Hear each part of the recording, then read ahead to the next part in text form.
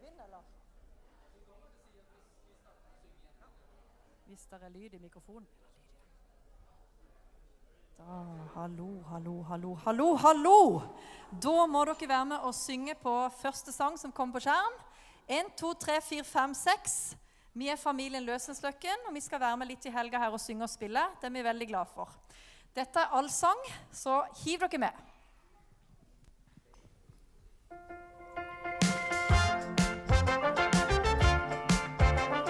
Og det lov å stå opp hvis dere har lyst til det også til og med.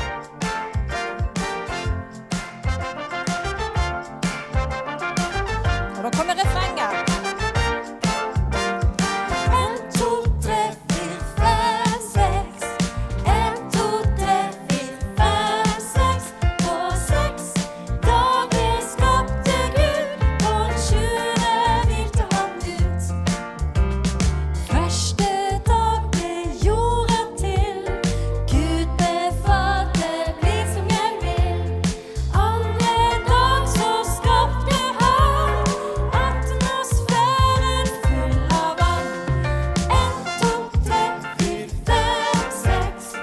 1, 2, 3, 4, 5, 6. På 6 dager skapte Gud, på den 7. hvilte han ut. Tredje dag ble alt så skjønt, blomster, trær og gresset så grønt. Fjerde dag kom sola god, og månen så vuggen natta til ro. Bli med! 1, 2, 3, 4, 5, 6. 1, 2, 3, 4, 5, 6. På 6 dager skapte Gud, på den 7. hvilte han ut. Og så klapper vi litt. For en fantastisk Gud vi tror på.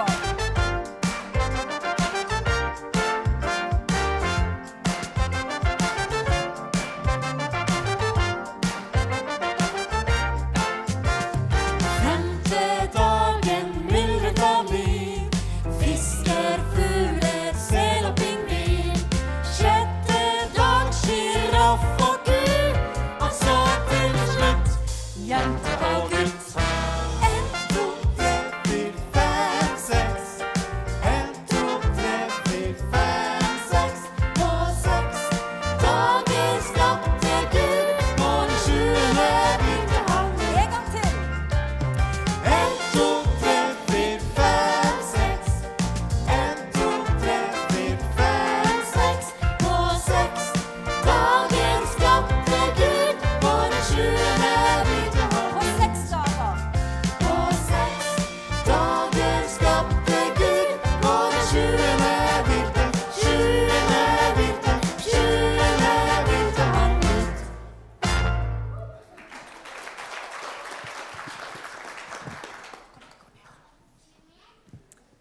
Velkommen alle sammen, så kjekt å se hver enkelt av dere som har tatt turen hit til Ålgård til SKAPERKONFERANSEN 2024. Så kjekt for oss i styret i Skaper å få lov til å ønske dere velkommen. Mitt navn er Joge Elianes, og jeg har gleden av å få lov til å lede Skaper og det arbeidet vi driver på med der. Og hva bedre å bruke tida si på enn å jobbe med det som den gode Gud har fått lov til å gi oss og overbringe og åpenbare for oss.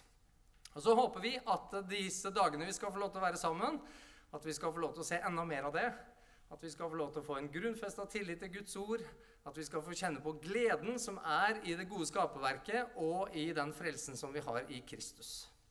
Og at vi på den måten kan få gå ut som de vittnene vi skal være om alt det gode som Gud har gjort, fra begynnelsen og til slutt. Så jeg vil bare starte med å legge denne helga i Guds gode og allmektige hender. Kjære Herre, vi vil takke deg for din godhet. Vi vil takke deg for din raushet, for din overbærenhet, din tålmodighet. Herre, for din tilgivelse, din nåde imot oss. Vi som skrøpelige mennesker, Herre, vi trenger deg. Vi trenger at du kommer og er iblant oss nå. Vi ber, Herre, om at vi kan få lov til å ære deg med alt det som blir sagt, alt det som blir sunget, alt det som blir en del av denne konferansen. At det kan være til oppbyggelse og til glede for hver enkelt. I Jesu navn. Amen.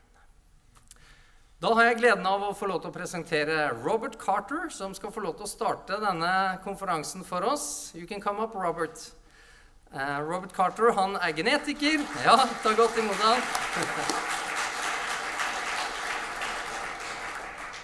Han marinbiolog og genetiker, og veldig spennende kar. Han går ordentlig dypt inn i skriften også. Akkurat nå så jobber han dypt med slektshistorie og slektsledd og sånne type ting, og skriver en bok om det.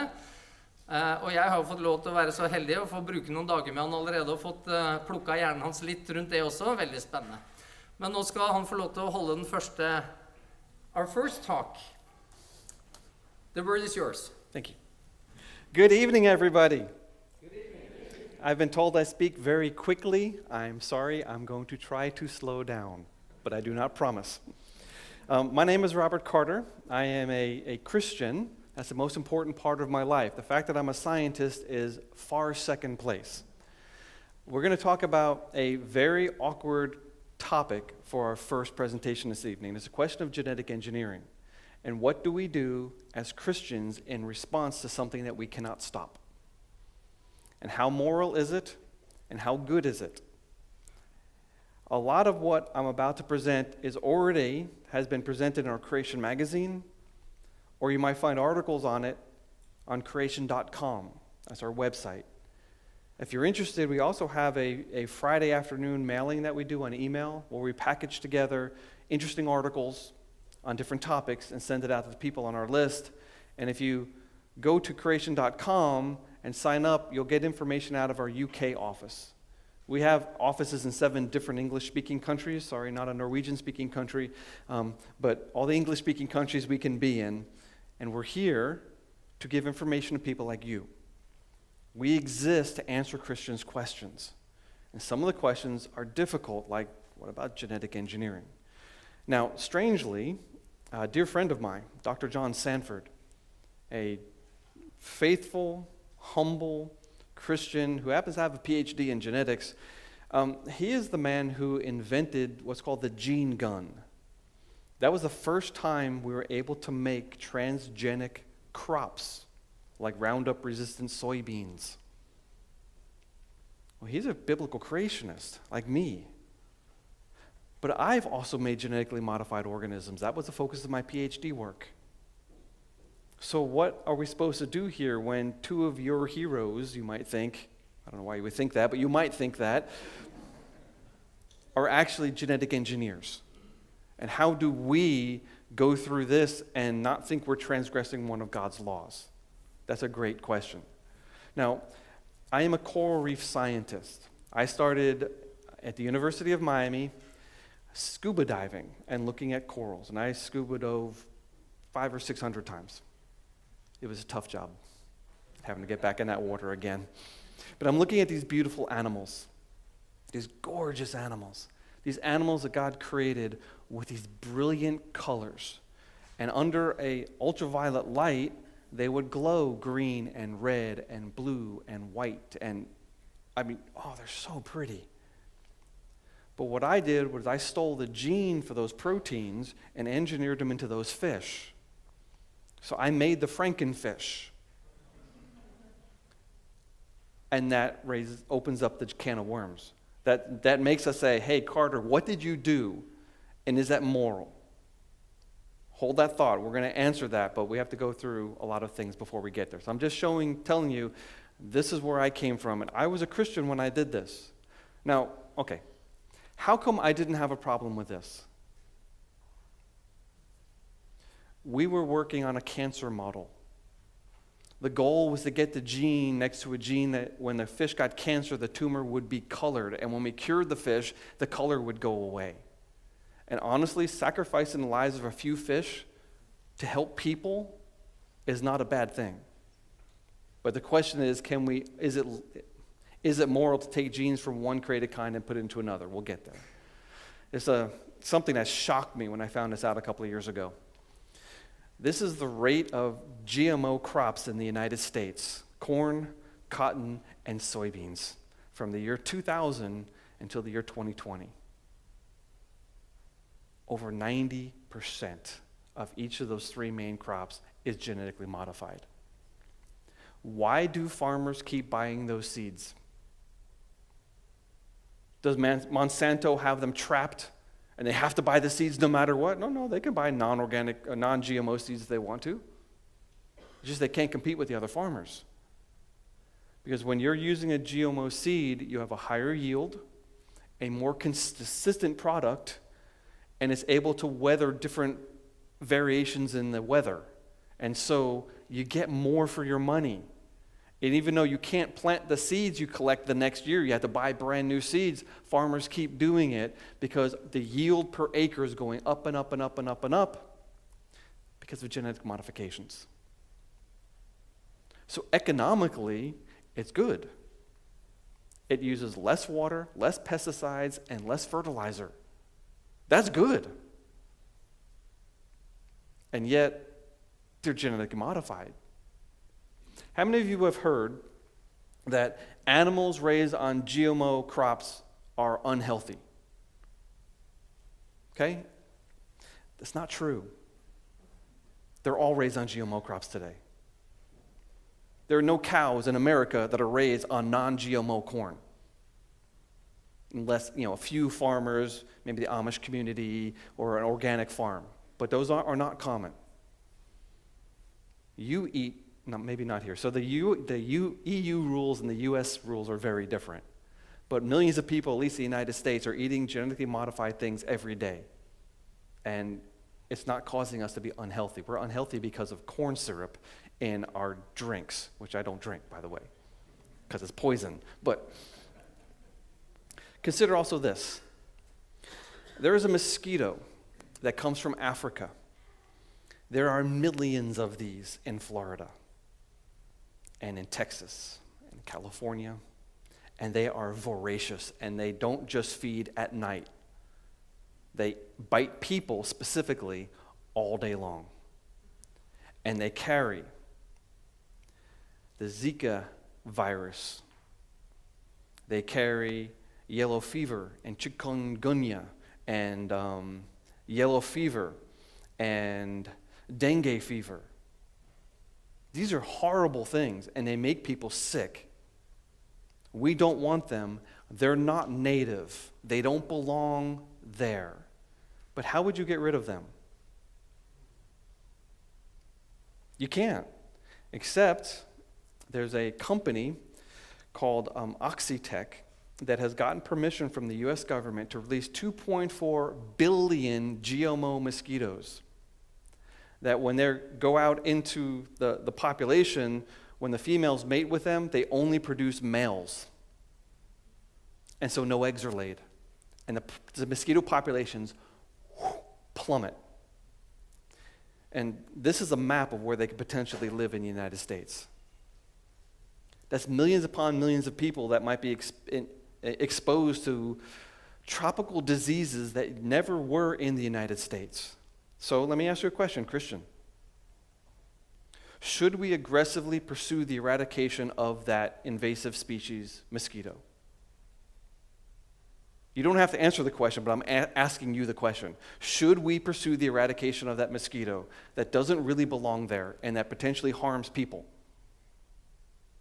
And we can't use DDT anymore.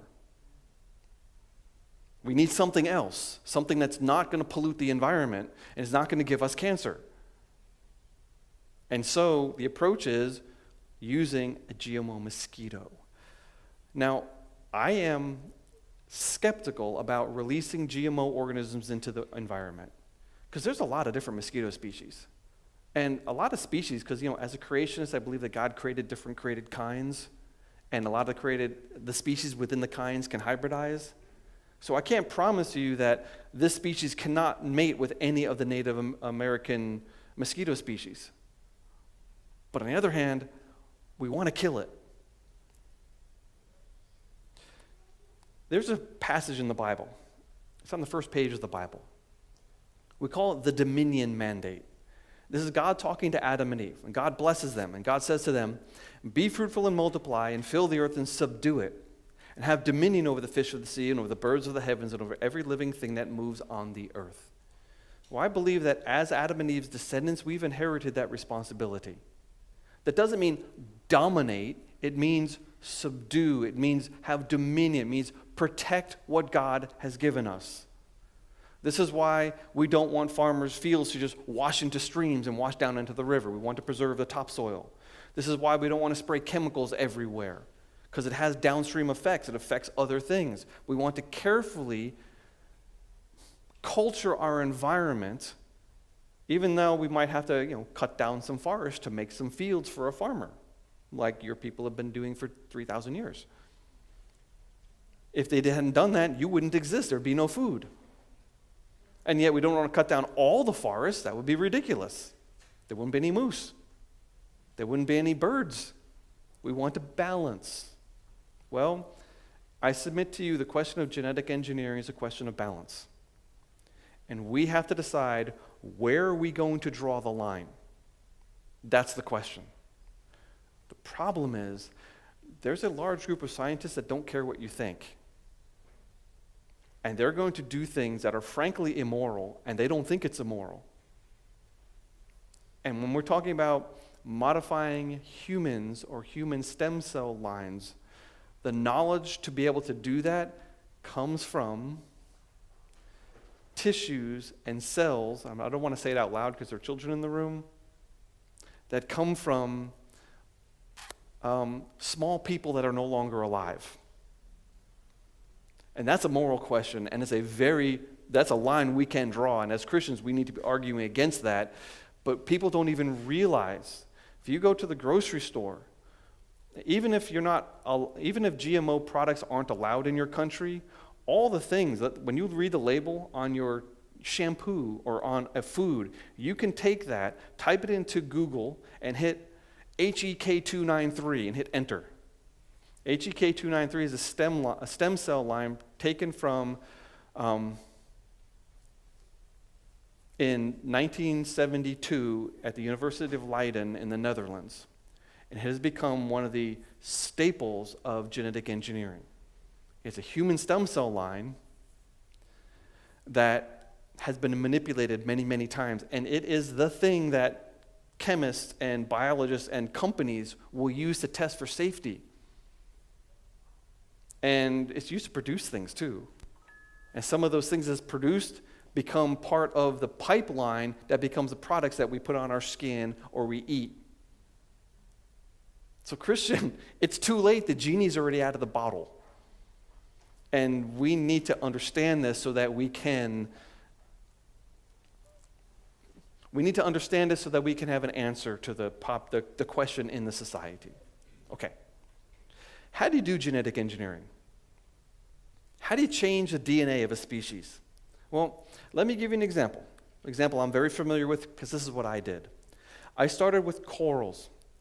I would take them out of the fish tank. I would take either a hammer or a chisel or a razor blade, and I'd crunch up or scrape the coral into a test tube and put it in a centrifuge and spin it down. So on the bottom is the calcium carbonate skeleton. On the top is this goo, which used to be a live coral. And I would pull what I wanted out of it.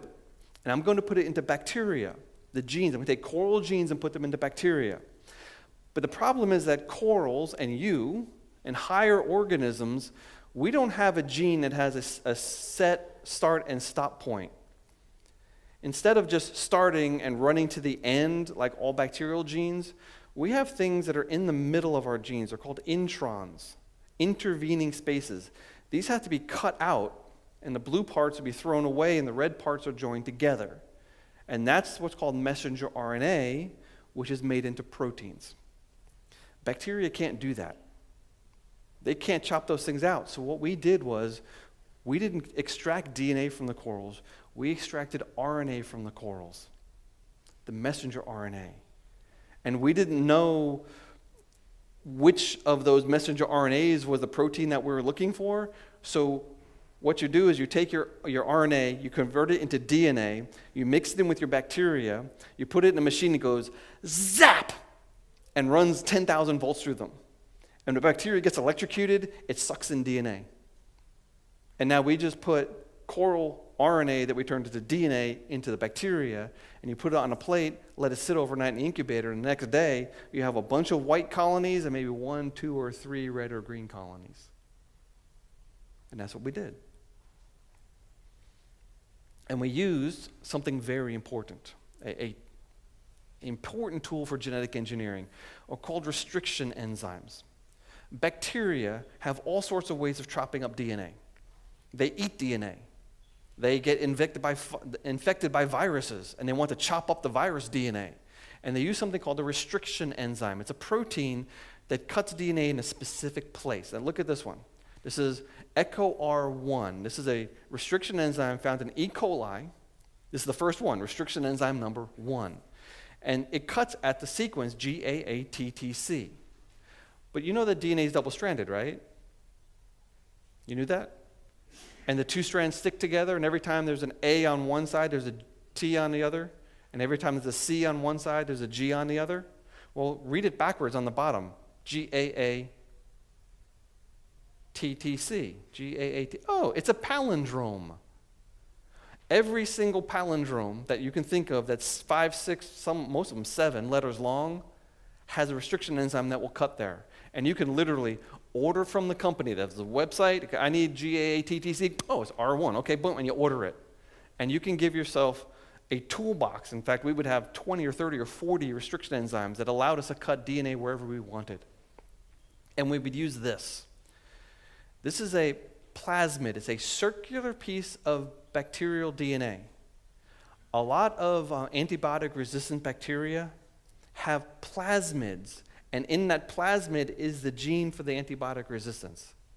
That's how it's passed from one bacteria to another, sometimes from one species to another, using a plasmid. Well, this is a heavily engineered plasmid where the antibiotic resistance gene is, I think, here, and they've engineered out most of the restriction sites except here and here. See all these things here? Those are names of restriction sites. So when we made our DNA from the coral's RNA, we knew what the ends were, and we can cut it and stick it into there. And then that went into the bacteria, and overnight, the bacteria grew up, and we had one fluorescent red bacteria. You want to hear a funny story of how God works? I'm sitting in the laboratory, and I have this plate with this red spot on it, and I said to myself, that's $1 million. I was wrong. It's probably $10 million. I mean, $10 million in my pocket, $10 million. I'm like, and in my other hand, I had a paper that came out that very day, red fluorescent protein.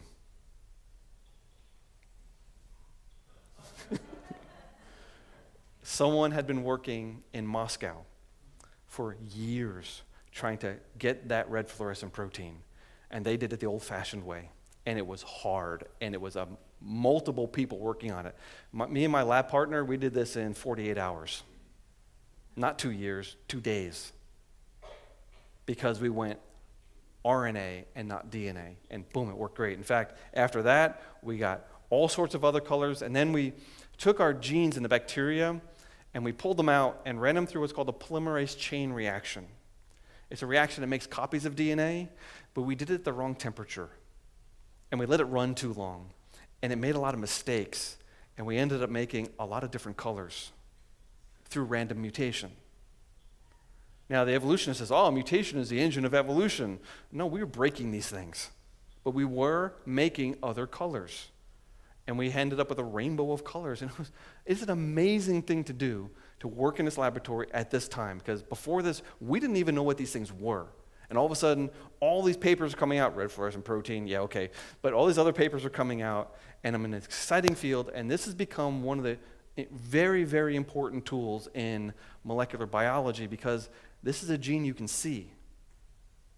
If the gene is turned on, the animal's colors show up. That's really neat. And so they've worked all different ways of using this in biology. In fact, I licensed this to Promega in Germany, and I get like that much money every year from my patent. I have 2 patents on this. In fact, this has been 20 years, so I think this is the last year I got my $300 check. Oh, well. Okay, that's bacteria, though. How do we get into fish? We got to step up our game a little bit. What we're going to do is this. We're going to steal something from a fish called the ocean pout. It's a fish that famously doesn't freeze. It can be frozen in a block of ice. The ice is frozen, the fish is not frozen. It produces what's called an An antifreeze protein is a little protein, and they produce lots and lots of it, and it fills up their blood with this protein, and it doesn't let ice crystals form. So we said, you know what? That fish makes a lot of that protein. Therefore, the promoter for the gene must be very strong. Let's take that and put it into a plasmid, and then let's stick our green and red fluorescent protein gene next to it, and let's put it into zebra danios. Now, the fish we were using don't have any stripes. They're a white fish, whitish fish, pinkish fish. And what you do is, when the lights turn off at night in the laboratory, all the fish go up in the corner, and it looks like they're fighting, but they're not fighting. And if you don't have anything on the bottom of the tank, the eggs will land on the bottom of the tank, and you can just take a pipette, pick them up, and put them under a microscope. And we would take a microscope slide and scratch it, and when we put the eggs on there, they'd stick to that scratch. And then we make a big thing of DNA solution with this plasmid in it, and put a little bit of pink dye in it. And we would take a glass rod and hold it over a Bunsen burner and pull it until it snapped. And this hollow glass tube, when it snaps, it's the sharpest needle you can make. And you look under the microscope, and you take your thing with the pink dye flowing through it, and you look at the eggs, and you go, stab, stab, stab, stab, stab, stab, stab, stab, stab, stab, stab, and you stab all your eggs with your DNA. And if they haven't divided yet, the DNA can get into the genome of the fish. Now, half of them died immediately. Of the ones that survived, maybe 10% showed color. Of the 10%, only maybe 1 out of 10, the DNA actually stuck into the genome of the fish, and it became inheritable. And so we had green fish, we had red and green together, make like a pumpkin-colored fish. This is a lot of fun. That's how we got the genes for the fluorescent proteins of corals into fish. So Christian, good or bad? Evil or not evil? Moral or immoral? Godly or ungodly? You still can't answer the question, can you? This is hard. This is hard. But you know what's crazy? They engineered these with a red fluorescent protein so they could sort the genetically modified ones from the non-genetically modified ones. In the larval stage, the larvae glow red. That's how important this stuff is. But you can't use these techniques on plants because plants are hard, they're tough. I mean, how do you get DNA into a seed? Well, this is John Sanford's invention, the gene gun. It's literally a gun. It's a .22 caliber cartridge. Pull out the bullet and put in there gold beads. And the gold beads have been washed in a DNA solution and dried, and the DNA stuck to the microscopic gold beads. And literally, you shut the door and you go, kablam! And the gun fires these gold beads through whatever's inside the thing, and the DNA strips off as the gold beads rip through the seed. That's how you get DNA into a plant. We now have, though, another invention. And this is the one that's really causing difficulty, moral difficulties. It's called the CRISPR-Cas9 system. See, bacteria have an immune system. They have an immune system? Yes, they do. Bacteria will chop up viruses and take pieces of the virus and put it into their own DNA. And they have strings of pieces of viruses in their DNA. It's crazy. And once we realized that, I said, how are they doing this? They figured out how they did it. And in fact, Jennifer Doudna and a couple others just won the Nobel Prize for this. And this kills me because they were discovering this when I was in that field. I could have discovered it myself. I didn't see it. Oh well. So Nobel Prizes for me. But that's their immune system. But the crazy thing about this is protein RNA system where the RNA is designed to stick to specific pieces of DNA. What if you change that RNA? It'll stick to another place. And by taking that RNA and changing it, we can engineer where this will attach to a bacterial or a fish or a human genome. And then it carries with it a piece of DNA. It will cut the original DNA and stick the new piece of DNA in there. And if you change that piece of DNA, you can change any letter in the genome that you want of any species. You could add entire new genes. Usually we're doing short things, but they're working on getting longer things inserted into genomes using this. That's scary. But it is what it is. It has amazing potential benefits, and it has terrifying implications. For instance, just a few years after it was discovered, where all of the geneticists and ethicists in the world said, okay, everybody, everyone understands we're not going to modify humans, right? Everyone knows that? Everyone said, yeah, no one's going to modify humans. And then a scientist in China reported that he actually had modified humans.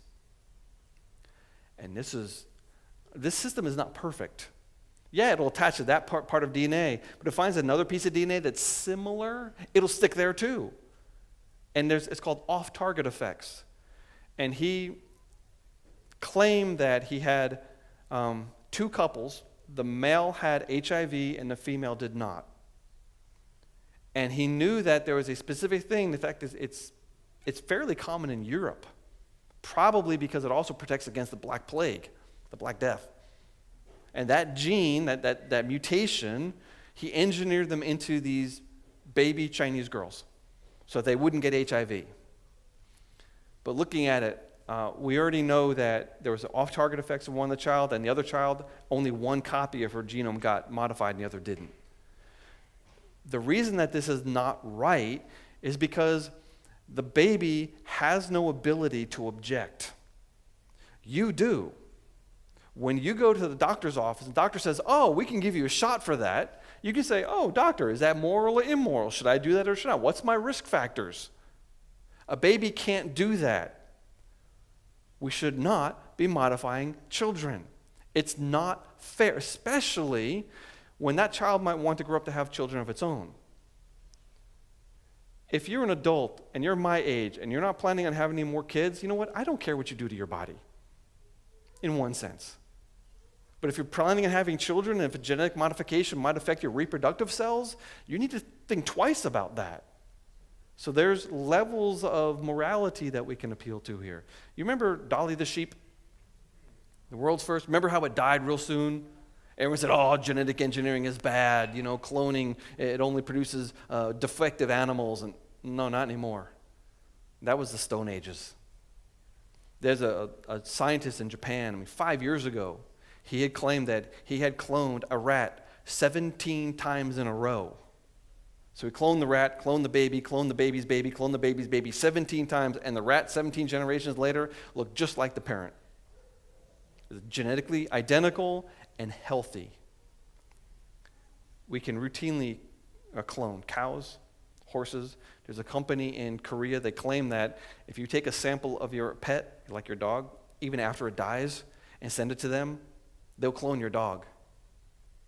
It might be $100,000, but oh, little Fifi's back. It'll be a puppy version of your formerly grown dog. Now, it won't be the same because just like twins are never identical, they have different histories, they have different foods, they never look identical, and the older two twins get, the less identical they look, right?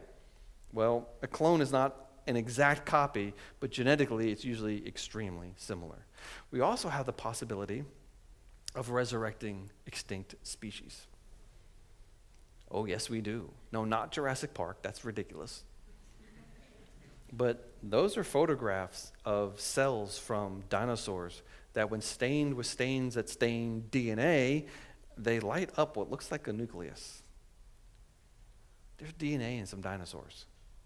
Now, the reason we're not going to resurrect a dinosaur, there's two reasons. One, the DNA is highly fragmented. It's in little teeny pieces. There's not a genome there, it's fragments. But two, we don't have any other species to compare to. We can't build a dinosaur genome because we don't know what to look for. When we built the Neanderthal genome, the only reason we were able to do that is we had a human genome. And we took those little teeny fragments of the Neanderthal and we lined them up on the human genome. That's how we built the Neanderthal genome. If we didn't have humans, we wouldn't have been able to do it. I wrote an article in our Creation magazine, Mammoth Clones Coming to a Zoo Near You.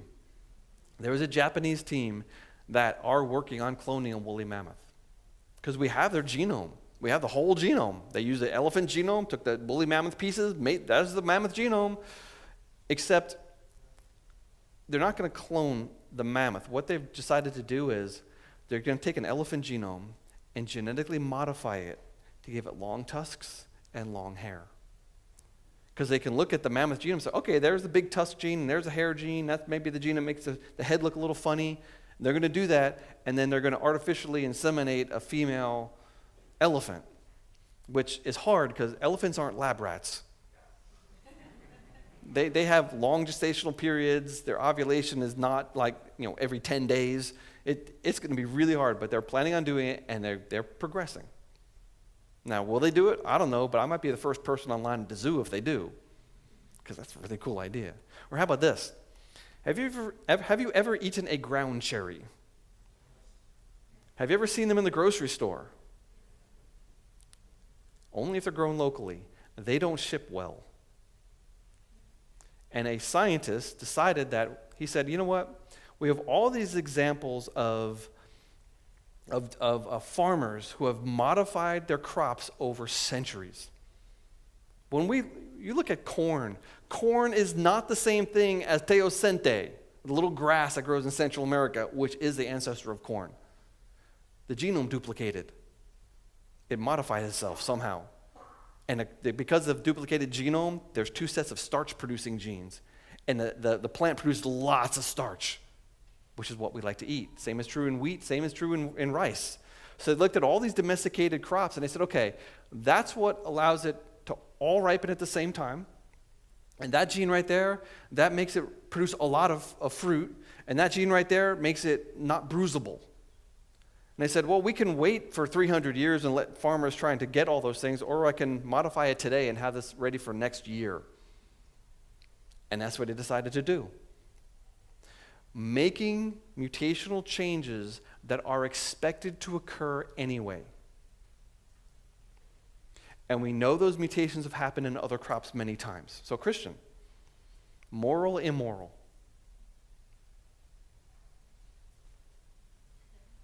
Right or wrong? If we expect it to happen anyway, is it really a problem with just hurrying the process along a little bit? Plus, it's a plant. It's not a person. There's a moral distinction here. In fact, we have to decide something else.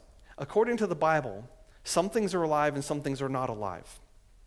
Plants are never called alive in the Bible. Plants are chemical factories. Plants are food for everything else. That's why God made plants. They don't have nerve endings. They don't have brains. They don't have emotions.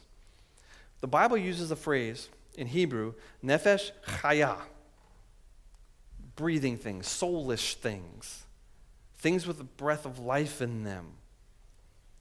Like in Genesis 1:20, and God said, let the waters swarm with swarms of nefesh chaya, and let birds fly above the earth across the expanse of the heavens. And later on, birds are called nefesh chaya. In Genesis chapter 2, verse 7, the Lord God formed the man of dust from the ground and breathed into his nostrils the breath of life, and the man became a nefesh chaya, a living thing. Now, we have an article on creation.com, nefesh chaya, a matter of life and non-life. We have to decide where in the scale of life do we draw the line. Plants, they're not nefesh. Bacteria, they're not nefesh. Fungi, no. Now, humans are definitely nefesh, and God calls birds and mammals nefesh. Reptiles, I assume. Fish, I think. They're not breathing, but they're underwater breathing, so I think. Insects, I don't think they're nefesh, but I'm not certain. Because you know what? The Bible's not a taxonomy book. God didn't give us an all-comprehensive explanation of all living things. He gave us a general guide. We know there's some things are nefesh and some things aren't, and somewhere in between we have to draw a line. And that line's going to influence what we're allowed to experiment on and what we're not allowed to experiment on, and how we might experiment. Fair enough? But what about humans? Humans are radically different. We, unlike everything else, God made the universe by speaking it into existence. He said, let the earth bring forth plants, let the earth bring forth animals. But when it came to the creation of man, he stopped. He sculpted man out of dirt and breathed into his nostrils the breath of life. We are different than any other animal. Only humans are said to have the image of God. We're made in God's image, not his physical image, but spiritually we can relate to God like unlike anything else. I mean, consider a monkey, right? You take a chimpanzee and give him two booths. One is playing Mozart and one is playing white noise. And let them choose which booth he would like. Which one do you think the monkey's going to choose? Nope. It's random. He doesn't even have a dislike of one of them. He has no concept of music at all. The monkey is as dumb as a box of rocks when it comes to artistic expressional forms, when it comes to spiritual understanding of things. Monkeys don't sit down and look at the sunset and wonder if there's a God. We do. Because we're made in the image of God. We are made to relate to the God of creation. The Bible says that we are made a little lower than the angels. The Bible calls us the bride of Christ, not bacteria. And think of it this way. How do I say that? One way to conceptualize the Bible is a story of God searching for a bride for his son. The reason God created this universe was so that we could be here. So Christ could come and die in our place, and that we could live in heaven with Jesus forever. I say that because God was not surprised by the course of history. When God created, he knew what was going to happen. He didn't have to create. He's complete in himself. He doesn't need us. He doesn't need the universe. But the universe does glorify him, and we glorify him. We're different than everything else. Therefore, we wrote a book, you can get it on creation.com, Is Human Life Special? Yes, it's very special. And yet, we know that this world is full of suffering and death and pain and struggle. And yet, when Christ was on this world, he healed people of their infirmities. And they praised him for it. And when we go to doctors and we get a medicine that keeps us alive or heals us, do we say, oh, I hate you, doctor? No, you say, doctor, I love you. You're the best. Thank you. You preserved my life. Helping people is a noble thing. I have a friend, a former friend, but I'm literally one of the prettiest people I've ever known in my life. I watched her grow up from a child. As a young woman, she was just absolutely gorgeous. But she carried Huntington's disease. Her father died of it. Her brother had died of it. I met her brother, and he was in a wheelchair and all crumpled up. Huntington's disease attacks your nerves, and it starts in your brain, and it makes you get really mean, and it makes you go insane, and then you just die in this awful, miserable, terrible, no good way. And she has two beautiful little girls and a heartbroken husband. And her sister's also a carrier, but this one girl is literally dying of Huntington's. I would give my left arm to help her. And if some doctor invented a CRISPR-Cas9 system that could go into a person and fix Huntington's and stop it in its tracks, because it's a dominant condition. If you have one copy, it's a death sentence and you die in your 30s. Christian, is it a noble thing to try to fix that? That's the question. It's horrible. And yet, the worst thing is, in order to figure out how to fix Huntington's disease, you have to experiment on embryonic stem cells that were garnished in an immoral way. Now what? Now we're between a rock and a hard place. But consider this. When the Allies liberated the concentration camps in Germany and Poland after World War II, we found their notebooks of their scientists. And those notebooks led directly to a cure for malaria, a much better understanding of hypothermia, and a much better understanding of low pressure, low oxygen conditions. Because of what they were doing to the people that were in those prisons. Those horrible, morally, it is clear cut. That was evil, and yet that evil was used for good because those things went straight into medicine. And many people's lives have been improved because of the knowledge we got from those evil experiments. Are you okay with that? Does that make you angry? Some righteous indignation boiling up? Yeah, and yet it's there staring us in the face, and once you learn something, you can't unlearn it. I wish the medical establishment was learning things in a morally appropriate way, because I think we could advance science tremendously without having to harm innocent people who don't have the ability to resist. Still, I'm trying to talk above the heads of children. Sorry, parents, you're going to have to explain to your kids later on what I might be saying. But the implications of this, we have to decide animal versus non-animal, nephesh versus non-nephesh, higher nephesh versus lower nephesh, and make a scale that we might be able to experiment on or not. We also have to decide between natural things that happen all by themselves, like the ground cherry, or non-natural. We have to decide between germline and non-germline. So if we genetically modify a child and they're not going to die of Huntington's disease, that child should not be allowed to have children later on. Because what if we made a mistake in that child's genome, affected the eggs or the sperm, and they're mutated, and the next generation is going to die even worse than the parents would have? What? I'm in Norway. This phone's not supposed to work. This is my alarm clock. Excuse me. Weird. All right. I have a couple of more minutes, so let's just do another topic or two. One, terrifying. Gene drives.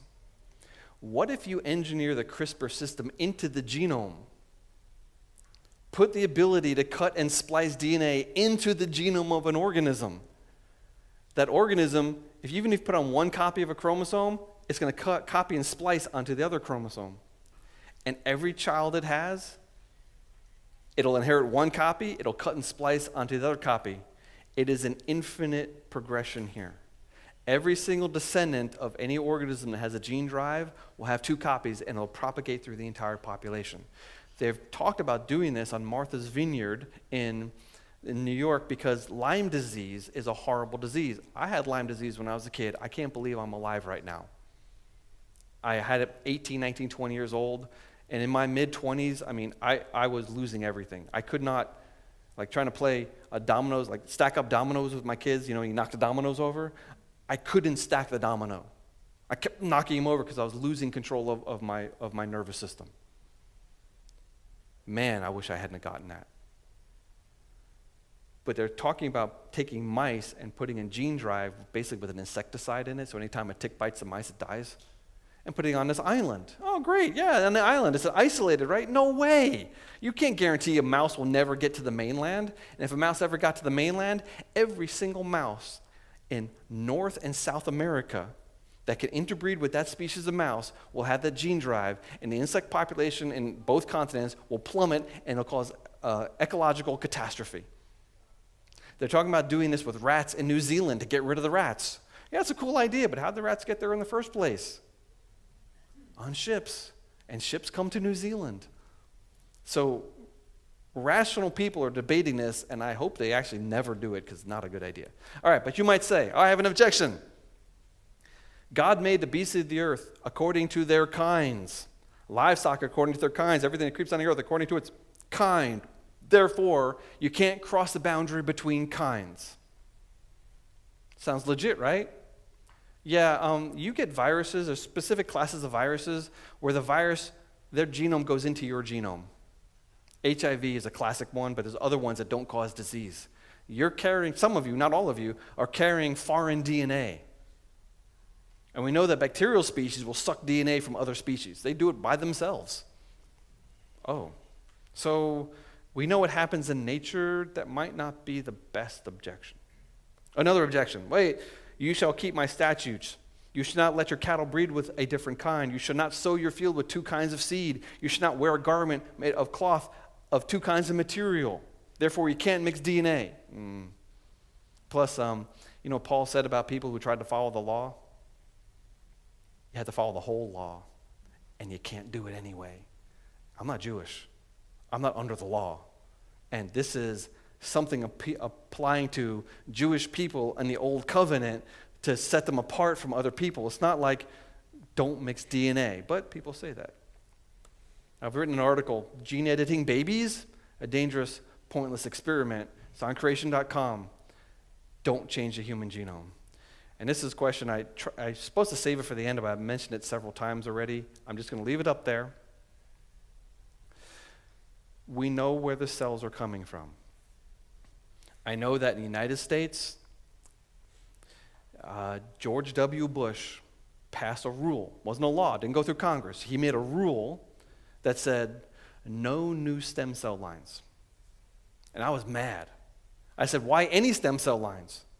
Why do we even have them? It's immoral to be using these things. Bush, man, you blew it. He's my conservative champion.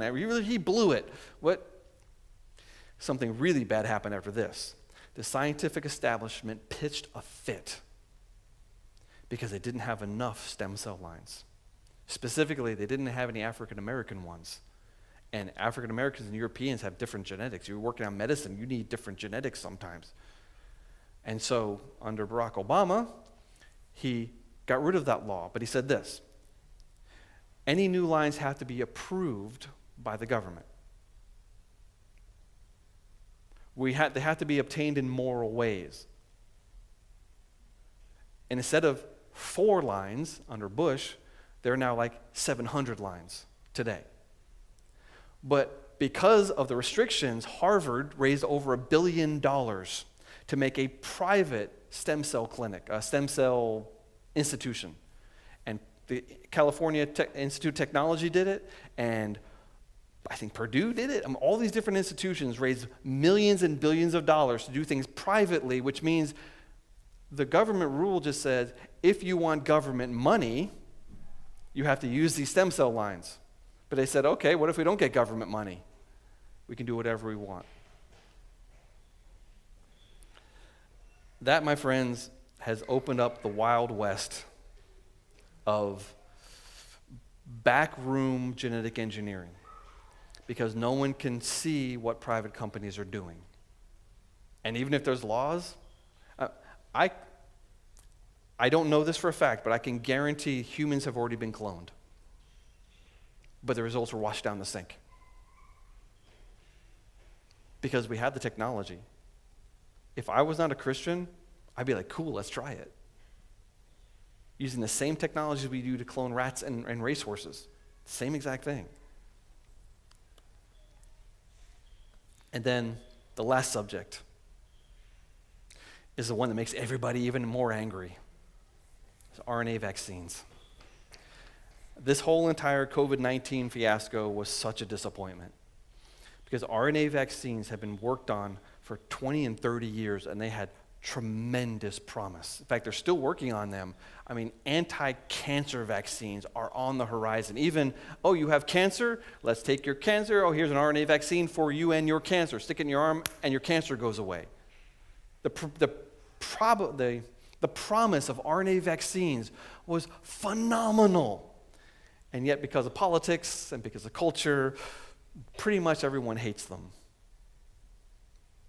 And yet, there they are.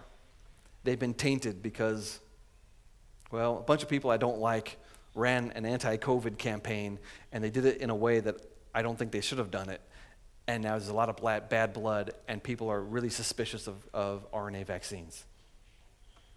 I have an article on creation.com about them. It's a powerful argument, and I think you should probably familiarize yourself with that before saying that, oh, these things just kill people. They really don't. They're good for us in some ways, but then the question is, how did you get the information? Did it come from, human stem cell lines or not? And one of the cool things about at least 2 of them that were used in the United States, they're manufactured in batch without having to use HEK293. They're not grown on fetal cells. Most of the vaccines that I got as a child were grown on fetal cells. My mother didn't know it. My mother would have gotten furiously mad if she knew what was in those shots. Nobody knew it, but today we know it, and the vaccine industry is getting away from using them, and that's not a bad thing. That's all I'm going to say. I've already made you mad. So take-home points for you. 1, we need to apply the dominion mandate. We should never cause needless suffering, even of animals, but definitely not people. However, humans are different. We are higher in God's eyes than all other species. And if harming an animal helps people, there are places where that is appropriate. Some of the questions can absolutely be answered. Other ones are more difficult. But genetic engineering is not going to go away. It's not going away. It's everywhere in our lives today. And if we apply the thought that the ground is cursed because of sin, when God told Adam, "Cursed is the ground because of you, and pain you shall eat of it all the days of your life." But it's not the ground, it's actually the universe. Look at Romans 8. I'll just pick this one right here. The creation itself will be set free from its bondage to corruption. The universe is groaning under the weight of Adam's sin. And when Christ came in this world, he went throughout all Galilee, teaching in their synagogues and proclaiming the gospel of the kingdom and healing every disease and every affliction among the people. And they praised him for it. And consider what's waiting for us. At the end, when Christ comes back, he will wipe away every tear from our eyes, and death shall be no more. Neither shall be the mourning, nor crying, nor pain anymore, for the former things are passed away. The former things is the curse. The curse is here. The curse will be relieved. But following Jesus' example, and other doctors also, doctors and Jesus relieve the effects of the curse. And that's not bad. Are you angry with me? Well, that's the nature of the business. A lot more in Creation Magazine. There's a lot of video productions that I've done on genetics, like this one, Mitochondrial Eve and the 3 Daughters of Noah, or this one, the high-tech cell. Here I am. I'm comparing the genome to a computer and saying it's much more complicated than any computer we've ever seen. Now, those are slightly older. Brand new one I just came out with, Ancient DNA, Illuminating the Tapestry of Biblical Human History. I'm going through the graves in prehistorical societies around the world, where there's nothing, no written records, but we pull DNA out of that and we can tell the history of the people. And it's quite confusing and quite shocking that even in Europe, Europeans are not who we thought. Just saying. But, I don't have a DVD player anymore. Most of you probably don't. So on creation.com, all these things can be streamed. You can figure it out, just go to our store. Evolution's Achilles' Heels, great book, great movie also. Or how about this one? This is going to be similar to one of my talks tomorrow. The Historical Atom, Theological Conundrums, and Scientific Implications. Right there on a streaming service. There's tons more information. You're going to have information overload over the next 2 days. I'm just pointing to you a place where you can get more on your own time, because I can't tell you everything. There's no way. I'll close with this. 1 Peter 3:15. But in your hearts, honor Christ the Lord as holy, always being prepared to make a defense to anyone who asks you the reason for the hope that's in you. You do it with gentleness and respect. Christians, that means we need to be educated. It means we need to know our stuff, so that when people ask us questions, we have an answer. In fact, this whole cloning and stem cell issue, we've got really good arguments, and they've never heard them. And I'm sorry. If something comes out of the blue and you surprise someone with an argument, like, what? That can be used in powerful ways. And I think maybe you have a little bit of understanding now how we might be able to progress in this issue. We have to be sober. We have to acknowledge a lot of evil's been done. We have to acknowledge this is scary. But at the same time, there's tremendous potential for good. And we need to find that balance. You okay? All right. God bless you all. I'm going to step down, and we'll be back in another half an hour.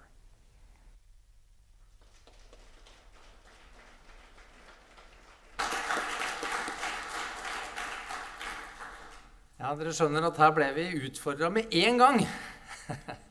Men det kan være bra, og det kan være greit før man blir alt for trøtt, i hvert fall.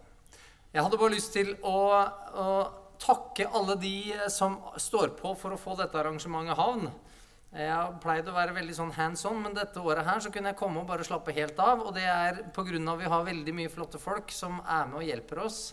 Så på vegne av styret i Skaper, og sikkert alle dere som får lov til å nyte godt av dere kan handle i kiosken og andre typer ting, og mat og i det hele tatt, så har vi lyst til å takke dere som hjelper oss så mye. Så tusen hjertelig takk til dere alle. Og så vil Andreas gi oss litt grann informasjon om mat.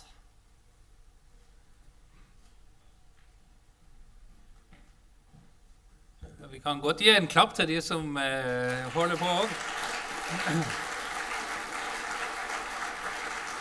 Det veldig bra. Bare helt kort før vi tar pause nå, så det litt kiosksalg og litt enkel matsalg der inne. Det sånn utenom det som blitt påmeldt, for det noen som har kjøpt middag i morgen, kveldsmat i morgen, eller middag på søndag. Det de måltidene som vi har solgt på forhånd. Så de får der sånn